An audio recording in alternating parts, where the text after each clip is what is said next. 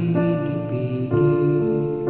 Sa loob umiiyak dahil ikaw at ako ay hindi na.